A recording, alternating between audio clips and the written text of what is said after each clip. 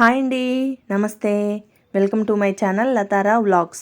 ఈరోజు మన వీడియోలో ఎంతో టేస్టీగా ఉండే కొబ్బరితోటి ఒక స్వీట్ చేయబోతున్నానండి. ఇది చాలా చాలా బాగుంటుంది టేస్టు.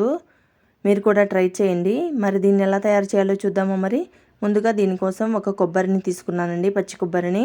దీన్ని వెనక భాగం కట్ చేసి ఇలా ముక్కలుగా కట్ చేసుకొని మిక్సీ జార్లోకి యాడ్ చేసుకొని ఫైన్గా పేస్ట్ చేసుకొని పక్కన పెట్టుకోవాలి. ఇప్పుడు స్టవ్ మీద ఒక 2 గ్లాసెస్ వరకు నేనైతే ఈ గ్లాస్ తోటి తీసుకున్నాను పాలుని మరిగించుకోవాలండి. ఇప్పుడు ఇవి మరుగుతుండగా కస్టర్డ్ పౌడర్ ఉంటుంది కదా, దాన్ని ఒక స్పూన్ వరకు, 1 స్పూన్ లేదా 2 స్పూన్లు యాడ్ చేసుకొని ఇలా వాటర్లో మిక్స్ చేసుకోవాలి, పక్కన పెట్టుకోవాలి. ఇప్పుడు పాలైతే మరిగిపోయాయండి. ఇలా బాగా మరిగించుకోవాలి. ఇలా మరిగిన తర్వాత ముందుగా మనం గ్రైండ్ చేసుకొని పెట్టుకున్నాం కదా కోకోనట్ పేస్ట్ని, దాన్ని అయితే యాడ్ చేస్తున్నాను. మొత్తం అంతా కోకోనట్ పేస్ట్ని యాడ్ చేసుకోవాలండి. ఇలా కలుపుతూ ఉండాలి, ఉండలు లేకుండా కూడా ఎక్కడ బాగా మిక్స్ చేసుకోవాలండి.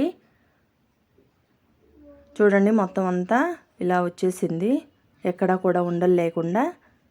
ఇప్పుడు ఇందులోకి 1 కప్పు వరకు పంచదారను అయితే నేను యాడ్ చేస్తున్నాను. మీకు కావాలంటే బెల్లమైనా యాడ్ చేసుకోవచ్చు, మీ టేస్ట్కి తగ్గట్టు. పంచదార అంతా కరిగేంత వరకు మళ్ళీ బాగా మిక్స్ చేసుకోవాలండి. ఒక 5 నిమిషాలు పడుతుంది. ఇది ఇలా కరిగిన తర్వాత దీనిలోకి ముందుగా మనం మిక్స్ చేసుకొని పెట్టుకున్నాం కదా కస్టర్డ్ పౌడర్ని, దాన్ని యాడ్ చేసి బాగా మిక్స్ చేసుకోవాలండి. ఒక 5 నిమిషాల పాటు ఇలాగే కలుపుతూ ఉండాలి.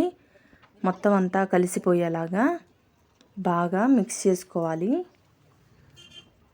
మీకు ఇష్టం లేకపోతే కస్టర్డ్ పౌడర్ని స్కిప్ చేయొచ్చండి, అప్పుడు కలర్ లేకుండా వైట్గా ఉంటుంది. అలా కూడా చాలా బాగుంటుందండి. మీరు కనుక మా ఛానల్ని ఫస్ట్ టైం చూస్తున్నట్లయితే ప్లీజ్ సబ్స్క్రైబ్ చేసుకోండి.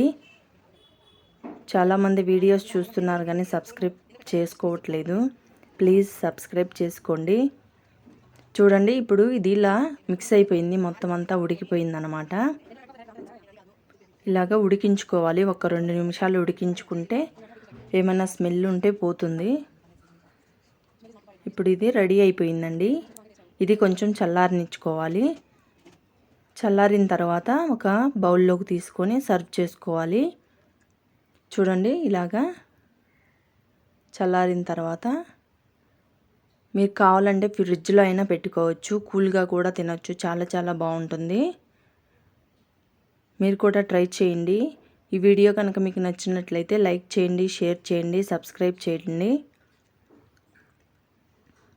మీకు ఎలా వచ్చిందో కామెంట్ కూడా చేయండి. ఇప్పుడు దీనిపైన కొంచెం బాదం, క్యాషు, పిస్తా లాంటివి క్రష్ చేసుకొని ఇలా గార్నిష్ చేసుకుంటే సర్వ్ చేసుకుంటే చాలా చాలా బాగుంటుందండి. ఇన్స్టెంట్గా రెడీ చేసుకోవచ్చు. ఎప్పుడైనా మీ ఇంట్లో కొబ్బరి ఉన్నట్లయితే ట్రై చేయండి ఒకసారి. టేస్ట్ అయితే చాలా బాగుంటుంది.